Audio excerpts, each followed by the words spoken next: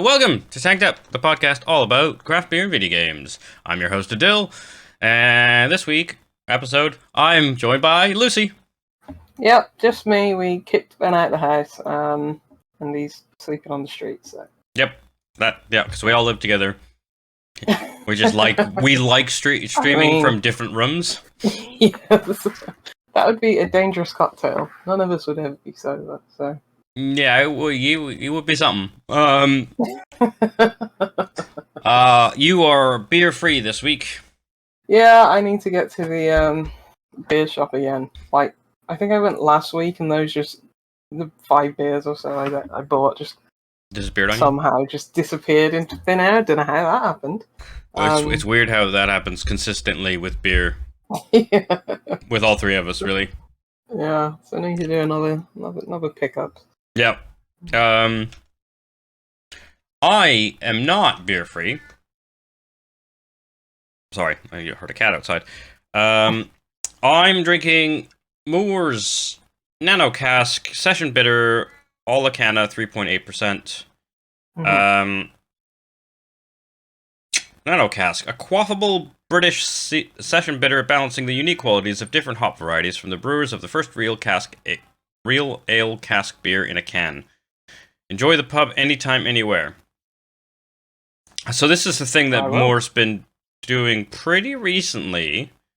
It's 3.8% because it's session bitter, but their claim is that this is the cask experience tinned.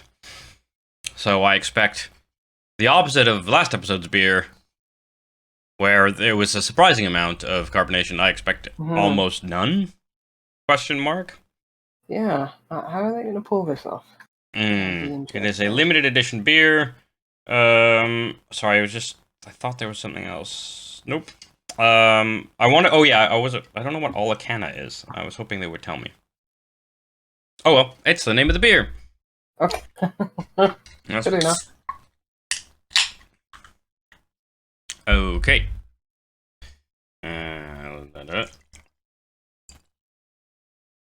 Given that it's cask. I mean, yeah, it's quite dark, quite malty. I mean, quite amberish almost. Yeah, I was gonna say it's a bit less red in person. Poured with a reasonable amount of head on the pour, but I mean you can just see there's no bubbles. It's pretty clear, but it does just look like a cask pub ale. Yeah. With probably a bit more head than a little bit, yeah. But I don't. It does look pretty impressive. That's a very nice looking beer. Yeah. Very photographic. No. It smells nice and a little sweet, a little malty. Photogenic. That's all. Sorry, what does it smell like? Does it smell malty? Yeah, a little malty, a little sweet. Something else there. Can't quite put my finger on. Caramel. Yeah, I like that. Sorry, that's the malt. Is again, yes, the sweet malts. Obviously no burnt inside. Just sort of well rounded. I mean, it tastes like a bitter. It's 3.8%. I don't gravitate to session bitters. I have to be honest. Because I find them quite wet. Yes. Watery, and there's not quite enough thickness in them, and it doesn't play really that well with the bitter.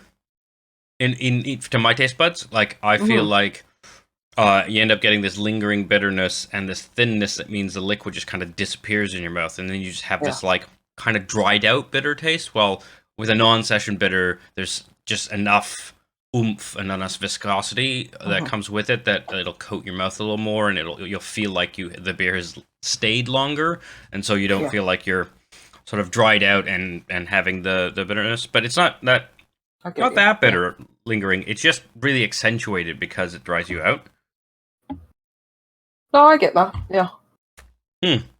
Yeah, sometimes cask beers, especially with the temperature they usually serve, that it doesn't always feel as thirst quenching as say, maybe getting a session IPA that you had last week. So yeah, I get that. Yeah, but in a can, how does that translate?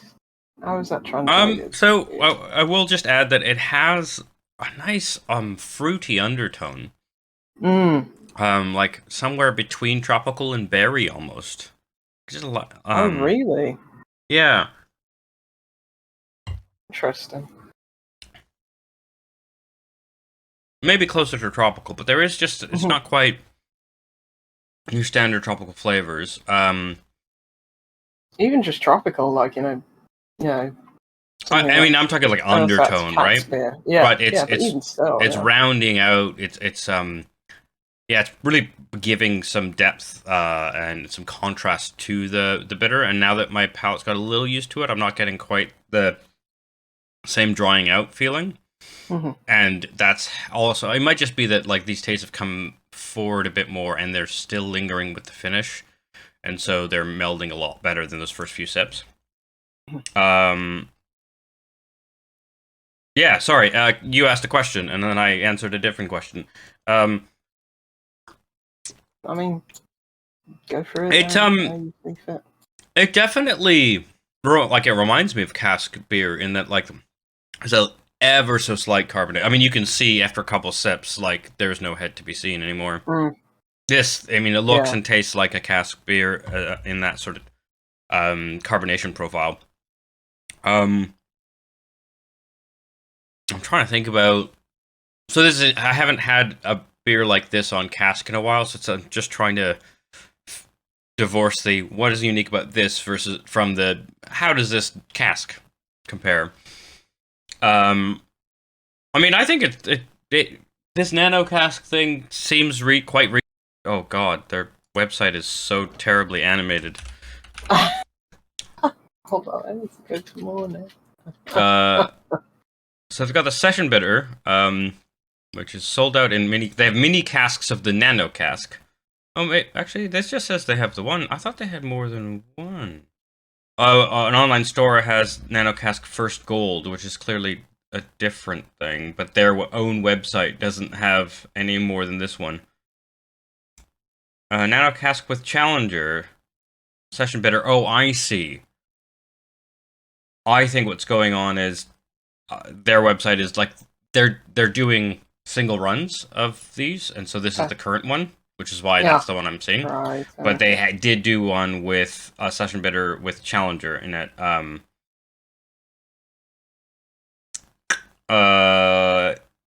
crystal malt, so that sounds quite tasty. I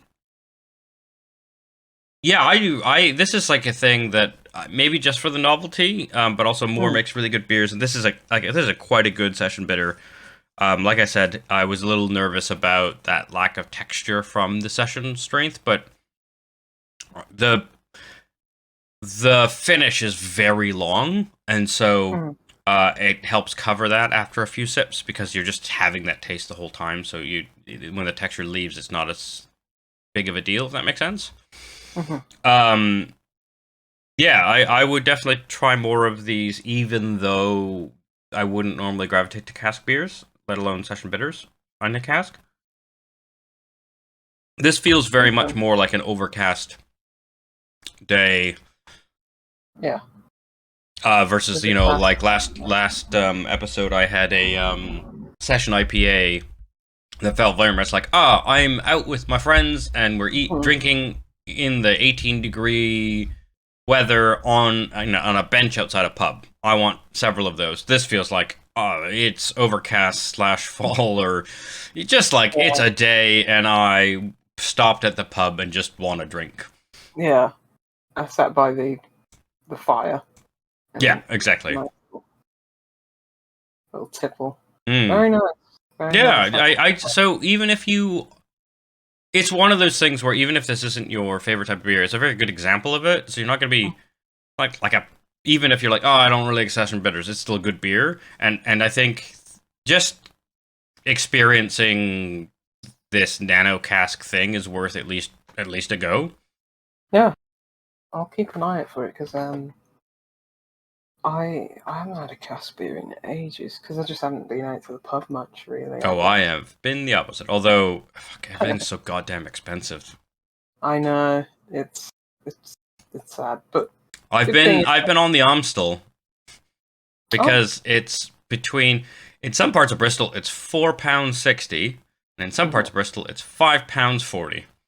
But rarely more than that. And I can't justify much more than that on a night out per beer. You know, it's like, but it's really sucks because this was you used to call Bristol, you know, the city paved with craft beer, and it was affordable. Like you used to be able to get for £5 in most of the city, you would get a craft beer. Yeah.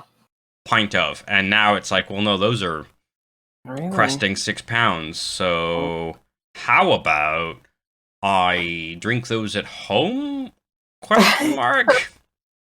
Yeah, because I mean, still getting, can still get a pint for like £5, usually, like, or under, like, at most places. Well, I'm talking like direct from the brewery because. Oh yeah. I mean, Presumably, I think in the breweries or tap rooms, I think you're still getting a reasonable price. Oh well, then you're fine. Then if you're talking about just a normal pub, then I mean. The problem is I go out with people. Yeah. And those people don't always choose tap rooms. Yeah. I also have been doing a lot more stand-up recently. And then it's like, oh, whoever was on the bill, let's go for a drink. It's like, well, now it's wherever is close and reasonably affordable to wherever the fuck happened to have a gig, right? And that's... it's just become too expensive to get drunk, and that's depressing. Agreed. I mean, it might be better for the public health of the British people, but we know that British people don't give a shit about their public health. Yeah, of course not. Well, it's entrenched in our society just to work like dogs for the week and then just get absolutely levered on a Friday. Yep. And nothing in between, so... Yeah. Anyway. Yeah, so I have to report that I, for various reasons, haven't played a lot of games. In fact, I missed first looks this week. Health-wise, just wasn't really feeling up to it. Hopefully we'll do that maybe tomorrow. But you've still played some gaming. The game that I was talking about last week, checking back in with our Fox friend. Oh, you finished it? How did it hold its pull on you? Gameplay and narratively. Yes, absolutely, especially in terms of the gameplay. This is Endling. Extinction is forever. For anyone who missed last episode or just needs a refresher. From I think it's Hero Beat Games. Yeah, the game starts off with being a very very linear side-scrolling kind of not even a platform. It's just very.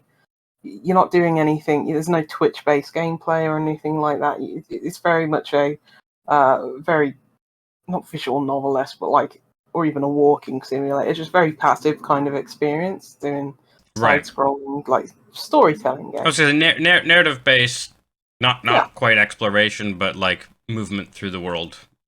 Yeah, and after that short opening sequence, prologue, I guess. After you have your little kits, you choose their colours, and it's just very cute. The game pretty much opens up from that point where you're still doing side-scrolling kind of movements. And as we said last week, it's kind of cool because you can. It's sort of got 3D environments. You're still moving, left to right on a linear plane, but it's like you're going. There's depth to the world. It's if you think of the ground as a plane, you are still progressing from the left to the right of the plane, but you might be doing it not perfectly parallel to the camera. Rather, you'll do it at an angle, so you get a notion of moving through the world that has, like you said, depth. I still think is. I'm surprised that so few games do that because it seems so kind of obvious. I know, yeah, and it's really unique, and it really works in this game because after going out and you're basically collecting food for your kits and returning back to your den, the game like opens up in a sense that you have a map. So it isn't just like a linear storytelling game where you're just continually going to the right from the left. It's a case of that. Okay, each day is told over the story of like days, or nights really, because you're not on an animal, and basically you've got this map, and you can go to all the different points on the map each night, and your cubs come out with you, and it's a case of like, okay, I have to keep them fed because they will die otherwise. Fortunately, throughout my playthrough, none of my kits died, but it's a case of like, going out and feeding them, getting them back to the den safely. There are predators out there, there are hunters and stuff like that, and very early on in the game, so it's not really a spoiler, it's like on one of your first nights spent in the game, one of your kits gets taken away by this like poacher hunter or something like that, and every 3 or so nights you basically pick up on a scent of them, and then you try and go find them, and basically once you find like something that has a big enough scent, you sort of get this memory of what actually happened to them, and where they are and stuff like that. So there's that continual like narrative pull throughout the game where it's like, I have to find my 4th kit, and so in between that time, it's like you're taking your cubs out, getting them fed, averting danger, and on the way they pick up these skills. So you basically teaching and nurturing your cubs, kits to become big old proper foxes in the end. So it cases of like, okay, it isn't. The thing is that it's only contextual, I guess, where they only pick up the certain skills at certain points in the game. It's like you have to like explore, and only at a certain point in the map, I think, this is as far as I know, only then like will they learn this certain skill, like to climb a tree, or to dig to find food, or stuff like that. So it's a case of it gives you incentive to explore the map a bit more, because the more abilities the kits learn, the more easier it becomes to get food and forage for them. So there's always that continual push as well to go explore, and the map, you find new lairs and new dens along the way, and the map continually like changes. There's different enemies placed in different places. There's different obstacles throughout the game, and yeah, it's more dynamic and expansive than a typical side-scrolling narrative, platformer, I guess. But it's still simple, but it doesn't feel like that, because this game's doing different things than your typical side-scrolling platformer. I think I finished it in about 4 hours, and I think that was just like the right amount of time. It didn't wear its welcome, but it's a case of like, if there was like several more nights to it, it's like might start to drag on. But the story resolved in a way where it's like, okay, could see that coming. So it's like, I mean this was sort of the thing I was very curious about, given that it's a very specific message, and like the core of the game is narrative rather than like challenging gameplay. Yes, absolutely. And I mean, it was always going to have its Bambi moment, so it's because it's like so obvious, it like didn't make me cry, luckily. So it's just like, okay, this, I could have seen where this was going. But I mean, the story, I guess it has some, I mean, political undertones. I mean, we're set in a, well, maybe not post-apocalyptic. I mean, this kind of dystopia seems You know, just like we don't even need a total apocalypse for happening. It seems like what's already happening. Yeah, I mean, as I said, the week before, when the game starts up with there's a forest fire, that was literally the UK last week in the it's heat wave. So, but yeah, it doesn't lean too far into that. It's a case where this might seem like this is a bit further,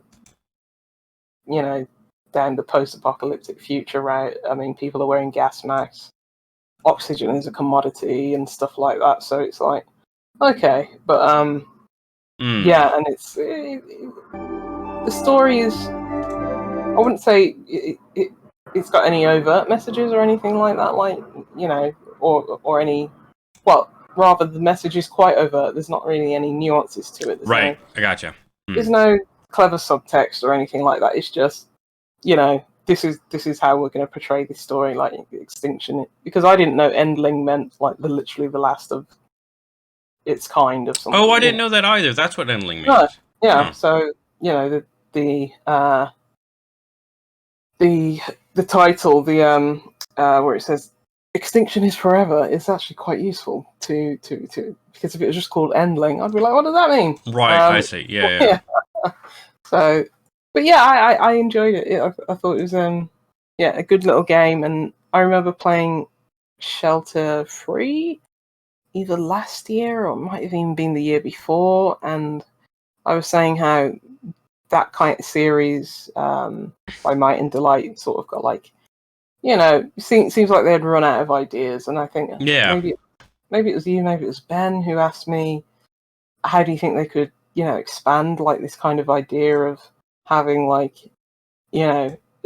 portraying a story of like a mother mammal looking after its young and stuff like that. And I think this is like the perfect example. This is the way that probably the Shelter series could have gone, just a bit more, doing the same kind of things, hitting the same kind of notes of like nurturing your young, and very simple gameplay elements, but having it a bit more dynamic in its gameplay, where there's a bit more freedom and stuff like that. Choices actually matter. So yeah, I enjoyed it. Good game. Excellent. I mean, it still intrigues me. It's just one of those. Does it intrigue me enough to go out and get? I'd say maybe pick it up on a sale. Yeah, I think I've one of the things I have done recently is I can't focus on something, and I just go into Steam, I go to my wish list, and I just started culling things as like I need to do a task, but my brain isn't happy with doing the task I need. This is the thing I've been meaning to do for ages. Fuck it, I'll just like go through and just get rid of a whole bunch of stuff, and that way when I get, and then I will turn the emails back on of this thing is on sale, because if up until now it's been like, no, I need those off because I had too many things on my wish list that I just like, I don't care about that anymore. And I would encourage everyone else to be a little more discerning about your wish list so it can be more functional. Indeed. But there's a demo out, so anyone can try that. I think it's on Xbox, may still be on Xbox as well, but definitely on Steam. I imagine it gives you the first couple days, but yeah, maybe I'll do that actually. Yeah, I will say that after I played the initial bit last week, a bit of the prologue and a bit more, about probably another 10 minutes into the game, in the first couple nights or so, last week. After that, when I played it on Sunday, I just played through it till the end. It kept my attention. Oh, good. How long was it again, total? About 4 hours. It says 3.7 hours played for me. So, does it feel like any replayability or like side stuff that you didn't do, or does it feel like kind of just one of those games that you do the thing and? Yeah. For me, I think I just do the thing. I think if you lost cubs, or I think there was one ability I didn't manage to teach one of my cubs, because they all learn at different stages, which is quite interesting and natural, I guess. So yeah, maybe if you wanted to like optimize. Yeah, yeah. But it just didn't seem like that kind of game where it's like, it doesn't seem like there's many more outcomes other than losing your cubs. Right. So yeah, I think it's a one and done, but yeah, it's a really, really good one and done. Really, I love the art style as well. Looks great. But yeah, it's one of those, and I can see it where I can see it would be touching. For me, it's like, okay, I know something bad's gonna happen. So, but yeah, that didn't. It still made the ending, Poignant. Still poignant, still sad. Still something to reflect upon. So, but yeah. I think the only little thing, it's tiny little negative, that not even a negative, just a quirk that the game has is, I think, probably where is the team from? Are they French, or because I don't believe English is. I think it's been localized into English. I don't think I it's see. Spain. They're in Spain, so there's just one or two little things which is just like so minor. It's just something that I pick on because Yeah. I guess I'm a linguist, but like there's a thing where it says, "Oh, how to catch praise," where it's like, Right. it would just be prey rather than. But Yeah. that's just something that's like just small little localization thing. Yeah, I mean, again, it's like In the game in certain types of games, you can just be like, "Oh, that's fine," but when they're more narrative focused, jarring things pull you out of the immersion, right? Yeah. And if it's a gameplay immersion thing, then bad controls do it, and if it's a narrative immersion thing, then like text, dialogue, etc., can do that. And so it's Fortunately, this was just an instruction rather than, because there's hardly any dialogue. There's no dialogue. It's all told throughout the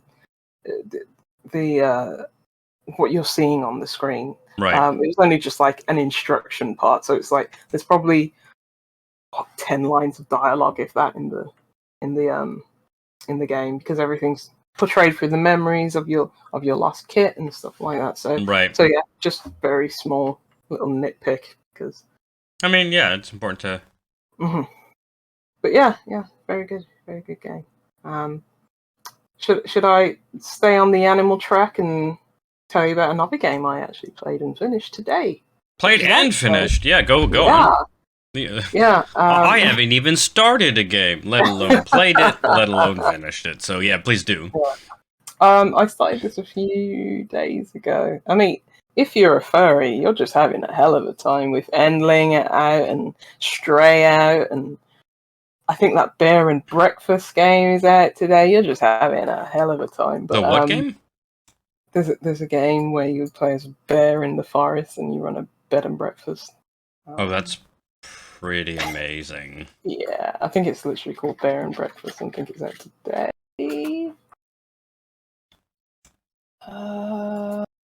What day is it today? Oh, there we go. It's out. It's out, and it's 28th came out today. So it's very adorable looking. Nice. I love that bear. But anyway, this is a game with other animals. Another one in the mammal. I'll give you 3 guesses which animal it is. You're not going to be able to guess probably, but the game's called Lord Winklebottom Investigates. What is the animal that you play as?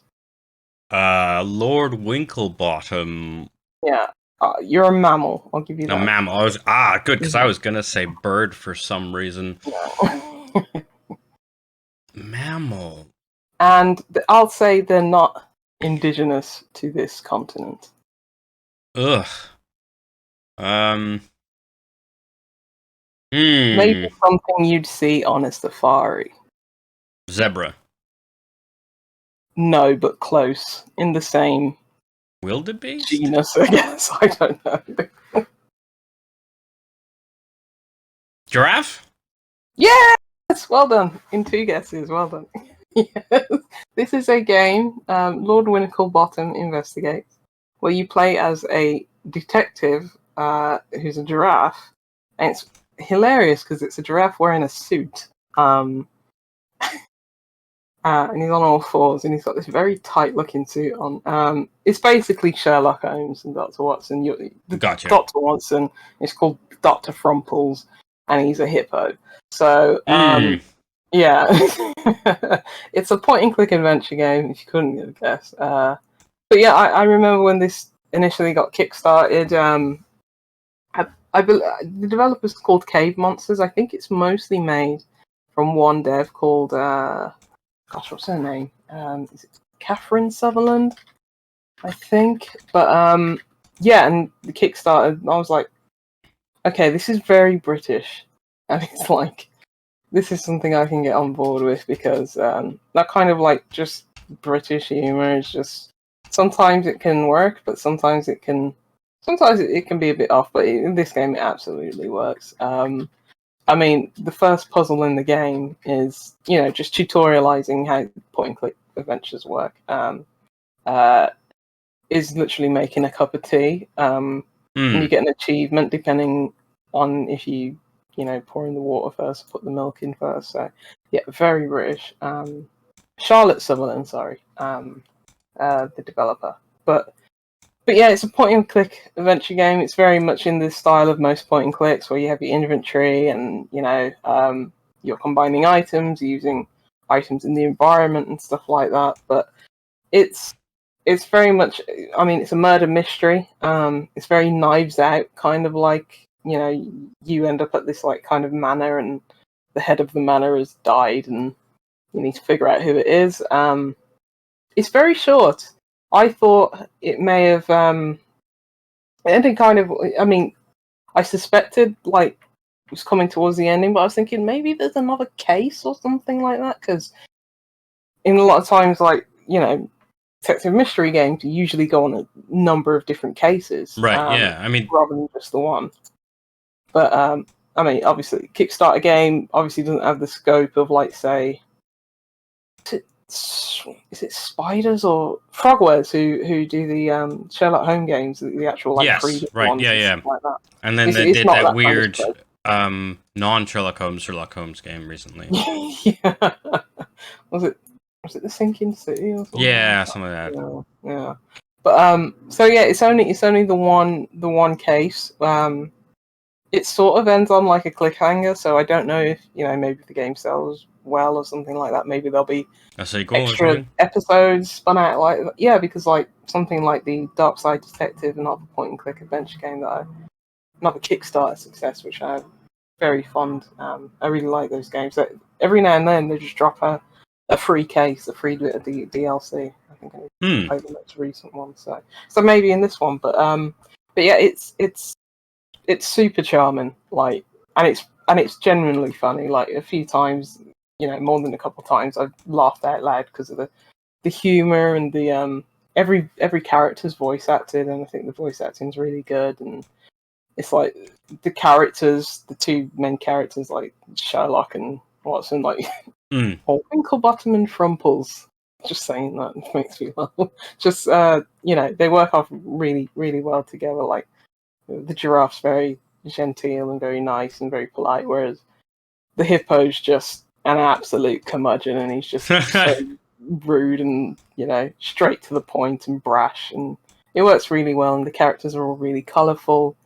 It's got some really good British, regional dialects. It's like there's a slug gardener who's Welsh, and I think he's the best character in the game. So just yeah, like Irish accents, Welsh accents, just really good voice casting. And yeah, it doesn't fall into the pitfalls of like some other point-and-click adventures where it's like pixel hunting, or you can't skip through dialogue, or you can't just like you have to watch characters animate to move on to the next screen. It's long. It has none of that. It's very, very good in terms of that quality of life kind of thing. And it's got a good hint system where if you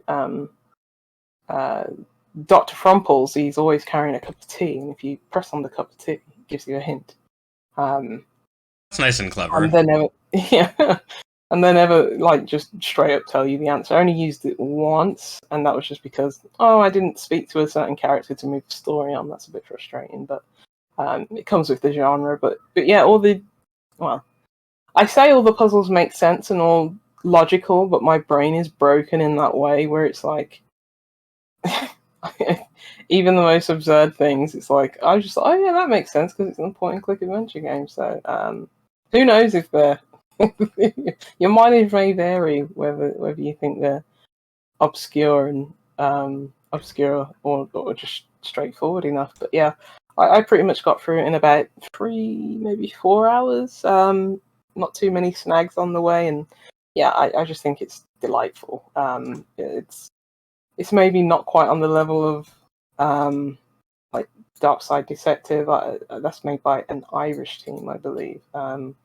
I'd say that's those games. I'd say this is funnier than those. I mean, funny is very hard to do in video games. Yeah, and it's like kind of essential in the genre, you know. I mean, it's not quite S tier like Monkey Island or anything by LucasArts. I'd put this in solid B tier. Like, I really enjoyed it. It's one of those where, as soon as the game started and the first, tutorial kind of bit is about making a cup of tea, I was like, you know what? I'm gonna go make myself a tea, sit down, go along with the ride. Yeah, on my Steam Deck, and super enjoyed it. Oh, Steam Deck sounds ideal for that type of game. Yeah. Finished it this afternoon. Yeah, just in bed. So very good. Yeah, that's Lord Winklebottom Investigates. Recommend. I actually was thinking that I might need a genre change, just something palate cleansy that's easy for, me to jump in and jump out of, or like just do in a small sesh. Yeah, I mean the right kind of point and click where it's not not so obscure like Gabriel Knight or something. I really like the art style. It was a lot more vibrant than I was picturing in my head. Yeah, it's slightly on the cartoony edge, but really well detailed, like character models, and yeah. As I say, every animal, every character is very colourful and very emotive, and it's just it's a joy. I'd say this game gets by more so on its charm and its wit and its on its charm and its wit more so than its gameplay. I'd suppose. I mean, for this type of game, I would much rather do that than it go that way. Yeah. The story, I think, the murder mystery, you don't feel very much like a detective. I think maybe that comes with the genre of like the point and click. You're just solving puzzles. You're not really doing any deductive work. I wish the story could have been, fleshed out a bit more and a bit more interesting, like towards the end of it. But overall, I think you'll have a good time with it. Just the characters alone, really, really buoys the kind of game. So, but yeah, that's Lord Winklebottom Investigates. That's amazing. I definitely we're gonna add it to my list. Good. Yeah, because I play a lot of point and click adventure games, and you're my point and click filter, basically. Some of them, possibly wouldn't recommend unless you're very much a fan of the genre. Some I just wouldn't straight up recommend at all. This one, absolutely recommend to people who like the genre, people who don't, because it's good. That's great. Especially if you like a gardener who's a slug and full Welsh accent. I mean, that sounds bang on. Yeah. How could it go poorly? Well, I don't want to spoil it, but kind of does. Yeah, just thinking about it just makes me laugh. It's very much my kind of stupid British kind of like Wallace and Gromit kind of humour to it. So good old Wallace and Gromit. Yeah, I love that. Yeah. But yeah, that's me. Unless you want to hear about Power Wash Simulator again, which I finished, I rolled credits on. Oh, you did? Yeah, I think you should play that because. I mean, that's near the top of my list of like. When I said change genres and do something, easy. Yeah, it's and talking about British humour, Power Wash Simulator has the same kind of like, what is going on? You're telling me some weird stuff goes down in the world of that game, and it's hilarious as everyone's just text messaging you. Basically the fate of the entire world, and you're just there power washing. That's amazing. Like nothing's up. It's so good. It's so good. So yeah, play Power Wash Simulator. Adam was right. Not that I ever doubted him in the first place, but yeah. Yeah. Continue to never doubt him, because that game's very funny. Excellent. Yeah. So that's me. I'm just gonna go laugh at Power Wash Simulator and Lord Winklebottom. Before we wrap up, I'm just curious, given that you've sort of had a couple of games on the go and kind of wrapped them up, what do you have, like a current like game you're looking forward to playing, or like are you gonna go take a break, or just what is the next sort of few days, week of gaming look like in Lucy's world, given that Lucy's still in the very much in the I will play games mindset, while maybe the rest of us. Yeah. I think that's absolutely a Steam Deck kind of thing, because I absolutely was not in the mood for playing games a couple of months ago. Stray's on top of my list, and I wonder if there's anything on Game Pass. Not that I can think of. Yeah, I think it's just Stray. Just Stray. I want to get into. I mean, Norco is always on my list because I started that on Game Pass, and I'm gonna restart that. Which one? Sorry. Norco. Everyone talks about it in the same breadth as like visual novel, kind of as like Citizen Sleeper, which again I highly recommend. Oh, I have downloaded Citizen Sleeper. I have not played it yet. Excellent. There was literally an email about the DLC for Citizen Sleeper. Oh, that is out today. The DLC for Citizen Sleeper, so maybe I'll play that. Fair enough. Looking forward to jumping back into that world, which is fantastic. But it's free DLC. Yeah. Oh wow! I was gonna say, so that because I thought it was a Game Pass game, and I was like, oh well, that's how they get you. But no, they're good people. Yeah. Excellent. But yeah, Norco is one of those. It's just that's on. I have to be at the computer for that, and it's like playing. I work here all day. Yep, I hear you. Yeah, so that's why Steam Deck has absolutely helped in that sense. Yeah, I mean, I'm editing photos throughout the day, and then it's actually on my tablet in front at this desk because it's my desk. Yeah. But the TV that I use as my monitor is fine for gaming, but it's a shitty. It's an okay 4K TV from a number of years ago, and so its color accuracy is very bad. And so I learned the hard way when, for like a month straight, I sent photos from gigs that I had edited, and they were all so black on and if you're like, oh, great photos, so I'm looking, I'm like, these are shit. Everything it's like 2 full stops off. Like everyone is in a vacuum, in a black hole, rather than in a pub with a black background. Oops. Yeah. So I mean, now I've added to my workflow the upload it to Google Photos albums before you send a link. Grab your phone, and then because that's how most people are going to see these. So if my phone represents it fine, that's better than a color accurate monitor, and it's better than my TV. It's the most likely format people will still see these things. Yeah. But obviously, phone representation is also super variant. But that's it's only so much you can do, right? Probably. Yeah. I mean, probably not to a point where most people can discern it at this point. But gotta say, your photos are very nice. Anyway. Oh, thanks. But Into the Breach had that update, and it's now on. Oh yeah, that's mobile. right. So I downloaded that on my phone I haven't even thought about doing that. I think you have to search for Netflix Into the Breach, otherwise you get some weird crap pop up. It's very strange.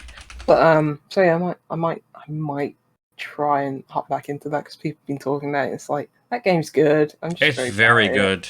It's the best secret puzzle game. Yeah. I'll just have to drop it down to easy though. But So so the new edition contains 5 new farms, 40 new weapons, 4 new pilots. Pilots have 3 times more opportunities. Don't remember what that means. New enemies, bosses, missions, support for 7 new languages, and new music from Ben Pranty. Yeah, that sounds reasonable. I probably won't recognize any of the new stuff. I was gonna say, I didn't finish it. I got pretty far in, and then once I sort of stopped being obsessive about it, because it's definitely one of those games where you're like, need to play more of. I kind of just never went back, so putting it on my phone actually seems... Yeah, that was the whole thing for me. It's like, I have it on Switch, which is portable anyway, but I have screw using that thing. Yeah. Like, if it's on my phone, yeah, yeah. Or even if it's on tablet, seems good, but yeah, that, Stray, yeah, Stray's near the top of my list. Yeah, I think that's... I don't know if anything's coming out in the next week. Maybe we're in the dog days of summer, the summer doldrums, but there's always some like good indie games coming out. So, yeah, but we're also almost like we're basically in August, so we've kind of screamed through the summer. It's nuts. Oh my god. Madness is what I call it. Yeah.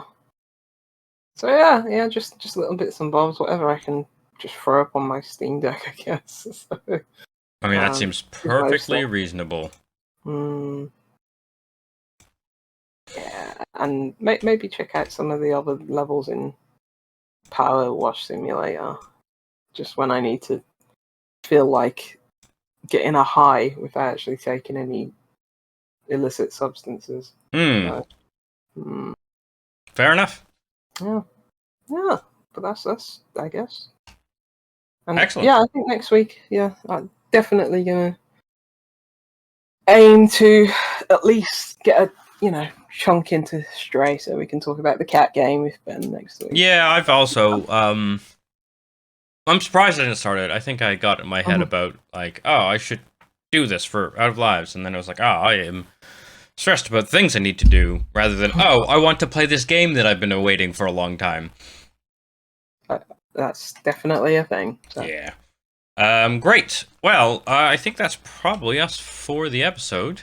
If people wanted to tell you their opinions of dying animal games, how would they do that? Yeah, I guess an animal dies in Lord Winklebottom too. There's a murder. Juicy Loose 9 everywhere. No offense to furries, but don't send me your furry porn just because I talked about 2 animal games on this podcast. I mean, you say no now. You can reach me at the Omniarch. You can reach us at TankedUpCast. We are also at TankedUpCast on Instagram, Twitter. Please rate, review on your podcatcher of choice, or just tell a friend. You can message us on the platforms or email us. Check out outoflives.net for articles and links to the VODs and podcasts that we do. Also, we have a YouTube channel. If you're watching us on YouTube, hello! Tell me why you hate that you feel like an afterthought every time I do this outro in the comments below. It really does help algorithms, blah blah. That's basically it. We have fun drinking beers, talking about video games. If there's a summer game that we have missed, please send us a note on whatever medium I have just babbled about for the last minute and a half, and tell us why we should go look for that thing. But that's us for another week. Bye! Ciao! www.outoflives.net